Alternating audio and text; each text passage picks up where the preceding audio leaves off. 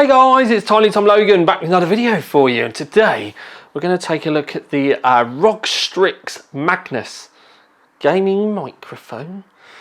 Right, okay then. So, ROG mic. Okay. So when we look around the back, it gives us a little bit of an inkling into what's going on inside. It says it's got 3 14mm S Studio style grade circapsules Condon. I honestly don't even know what that means. Do any of you know what that means? Any of you that are not audiophiles? What is a circapsules Condon? I don't know, it seems a bit something, oh yeah, I don't even know. Capture every vocal nuance to clearly convey your emotion, attitude, and your attitude to the audience. It's got 3 dedicated recording patterns, which is cardioid mode, which is designed for one person or one audio source. You've got a stereo mode, which is best for 2 or more people or 2 or more audio sources. And then you've got ENC, which is electronic noise cancelling mode, suitable for noisy environments like LAN parties, or I don't know, if you've got kids running around in the background, that sort of thing. It's also Aura compatible as well. Yes, it's RGB. We have an RGB microphone. Right, anyway, let's have a look in the box. Shaky, shaky, shaky. Come on. Aha! Why is it so stuck? There we go. Without breaking the camera, Thomas. Okay, gaming microphone. Here's your, oh crikey. That's a heck of a, oh no, it appears to be different languages. It is different languages. Still quite a thick manual for a microphone though, but yes, it does cover all the languages. And then you get into the box and it comes with a rather groovy kind of travelable case. Makes me think a lot of the old Spartha, if I'm honest, because that had one pretty much identical to this. Okay. Wow, smaller than I thought. Not the first time I've heard that. Anyway, so we've got an adapter here. I know what that's for. We'll talk about that in a second. We've got the actual microphone here, and then we have a cable, and that's all that's in the box. So I'm just having a look. That is funky cable. That is a very funky cable. Let's have a look to see why it's so funky. Okay. So one end of the USB has got a massive right angle on it like that. I'm just looking to see if that's good for that one or not. But anyway, they're both normal USB ends. I'm assuming that's that one, so it's actually on your desk. People are going to kill me for not doing that slowly. Oh, I don't know actually. I don't think I like it like that. Maybe it's the one for the PC. I don't know. How strange. I thought it would have been down low, but maybe it's too, I genuinely don't know. I don't know which way round you would meant to have it. Maybe it's going to make more sense when I plug it into a PC. Maybe it will, maybe it won't. Anyway, okay, so I know there's people screaming at the screen now that I didn't do the last one slowly, so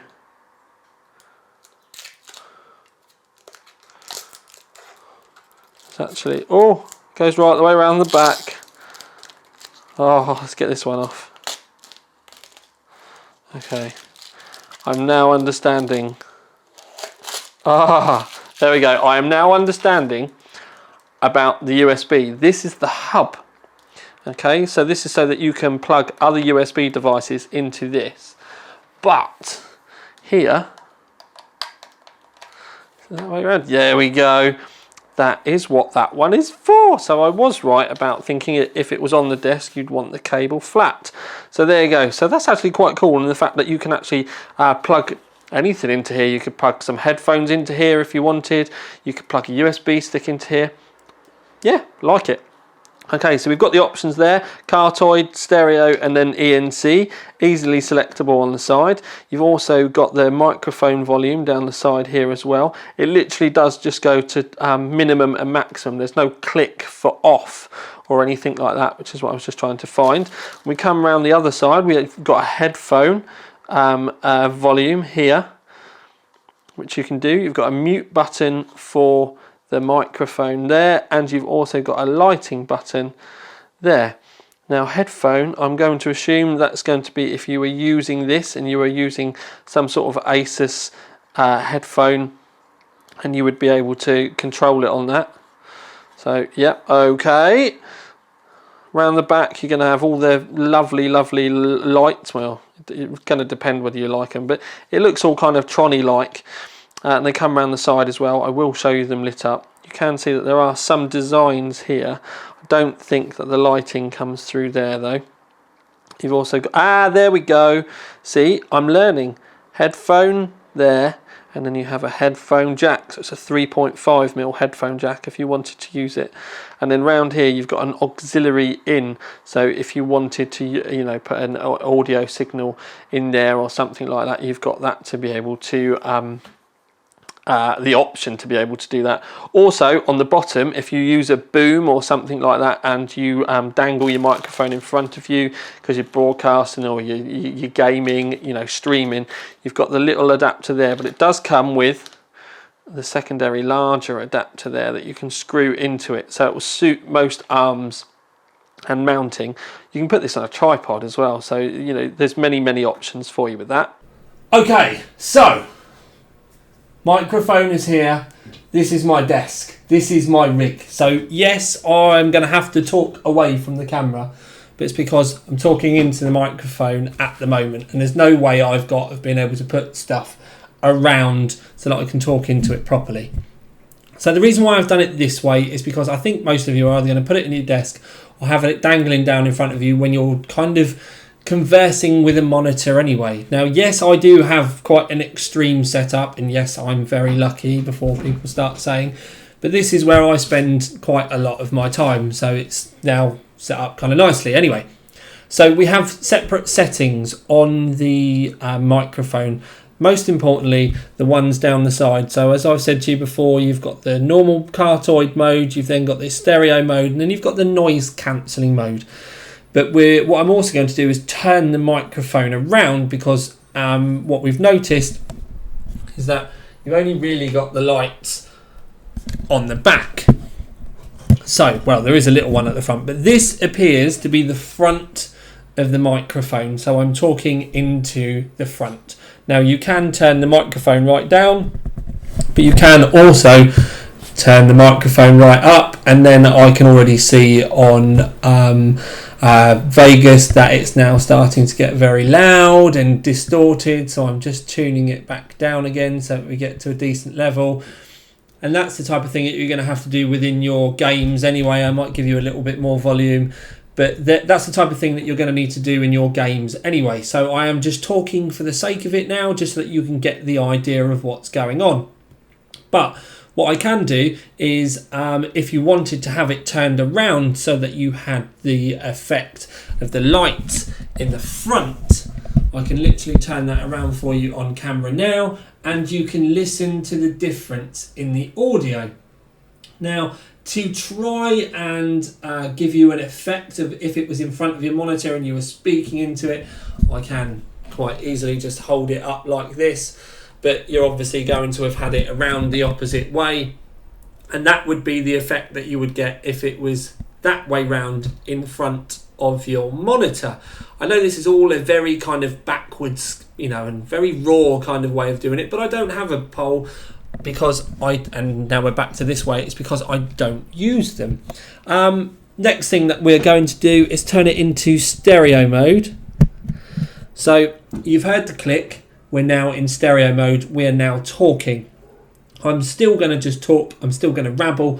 You can kind of follow me with it as well. I didn't bother putting any lights and stuff in, because if I did, you couldn't see the lights on the back. The camera didn't just pick it up, and I actually have the camera up on my PC. Anyway, so I'm also turning around so that you can hear any differences between what's going on, because now technically we are in stereo mode, but the good thing to check with stereo would be to turn it round and see if we get any audio changes or anything like that. Again, I'm just talking. But the most important thing, again, with stereo is we're going to go for the right hand check. So I'm trying to keep my voice at the same level the whole time. It's a right hand check. I'm talking into the right side of the microphone where the switch for the cardioid stereo and the noise cancelling is. It's also where the microphone volume is. I'm talking into that side. I'm now going to turn it around. You're going to hear some banging. Yes. But now I'm talking into the left hand side. It's all stationary now. I'm now talking into the section where you can mute the microphone, change the lighting. That's where that button is. It's also where the input for the USB is. Right, so we've done stereo. What I'm going to do now is I'm going to turn it back to normal mode. So this is the normal mode. You've had the click. Now what I need to do is bring up the text folder that I've got, and I'm literally just going to type.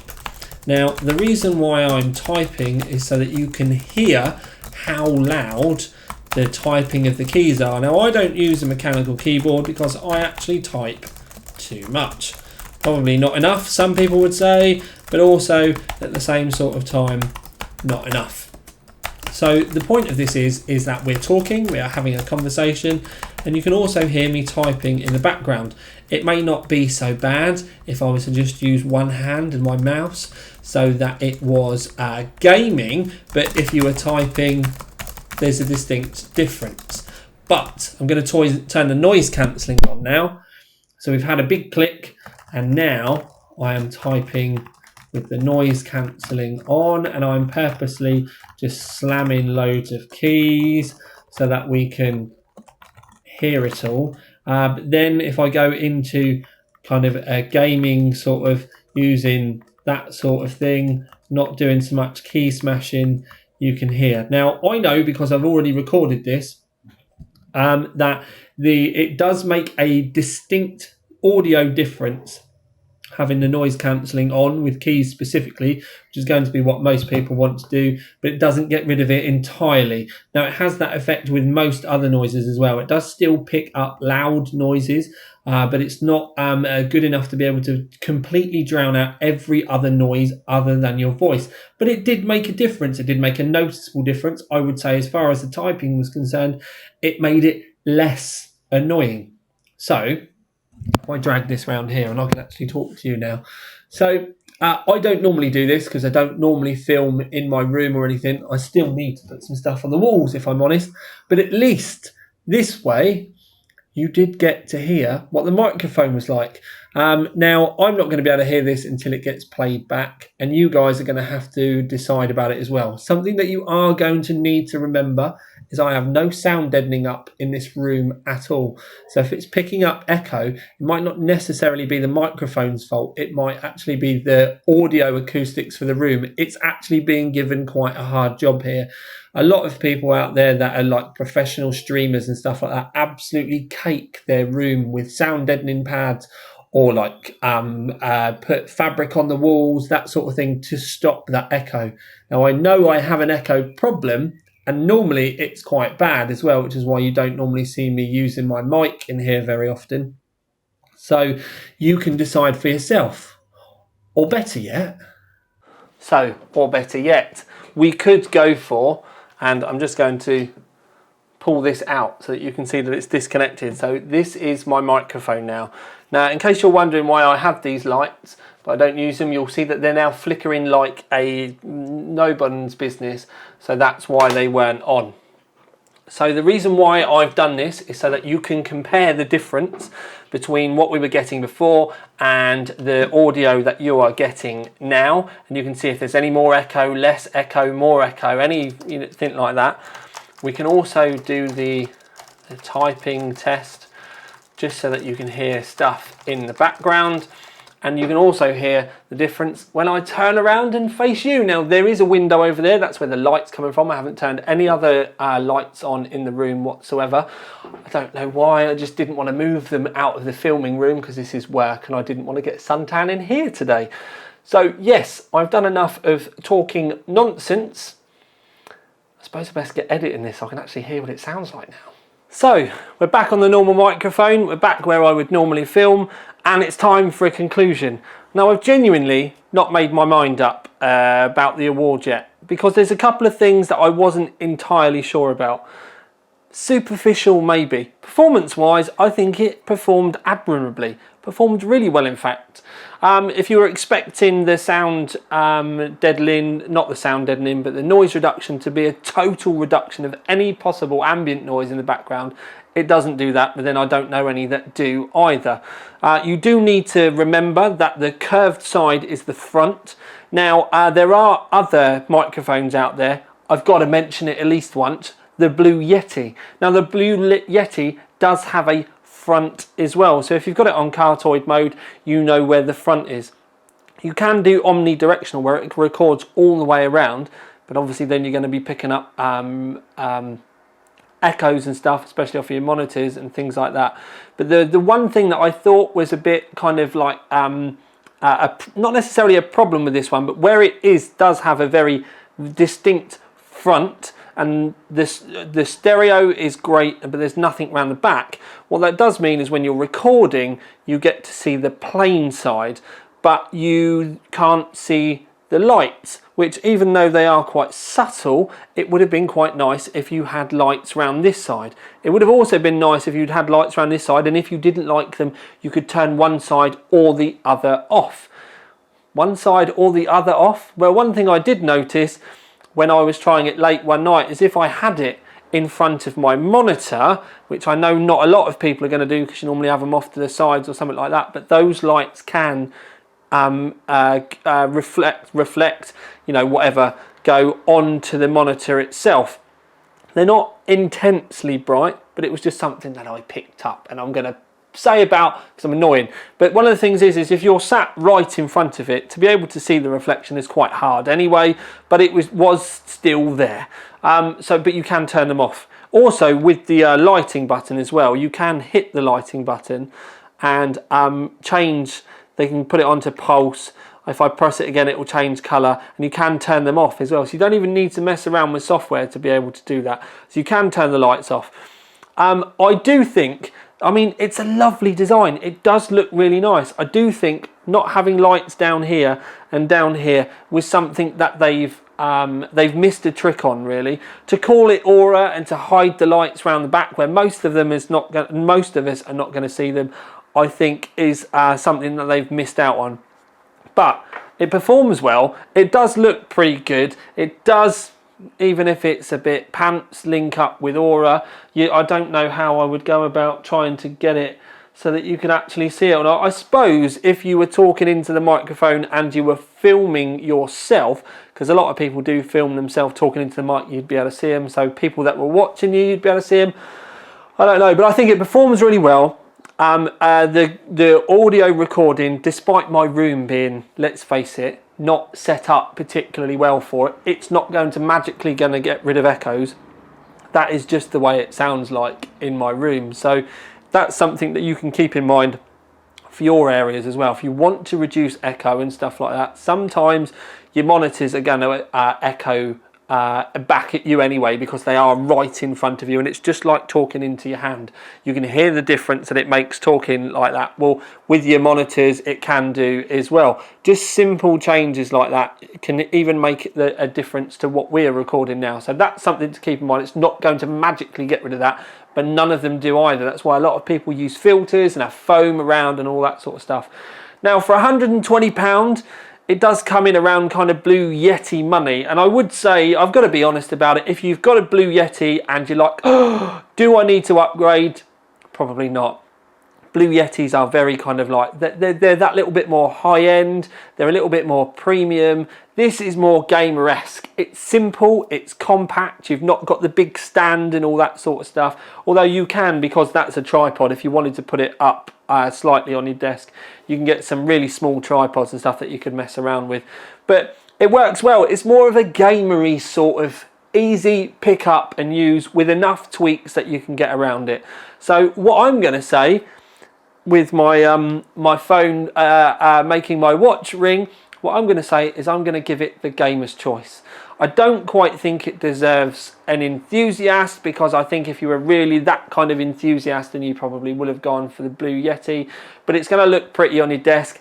it actually doesn't look as out of place as a Blue Yeti, is something that I would say. In my personal setup, a Blue Yeti is quite big, it's quite bulky, it's kind of difficult to move around and get under all the monitors. That is actually something I could put on my desk and leave it there. But again, that's all going to come down to personal preference. So if you like the way it sounded, then, you know, why not? And at the end of the day, if you like the way it looks and you don't like the way the Yeti looks, then it's just all weighing up, you know, all going into its favour. But it's all going to be down to you. I've given you the information. You can let me know what you think. If I was to say anything about it, though, it would be down to lighting, or the fact that they could have had that extra microphone around it, or made it, you know, maybe not one-sided, and then you could have at least had the lighting then. But, you know, if only they'd put the lights around the other side, or turn the microphone around or something, it could have been, I think, that little bit better. So it's not perfect, but it is still pretty damn good. So, Gamer's Choice Award for the Magnus. Light, darker, light, darker. Nighttime, daytime, nighttime, need medication.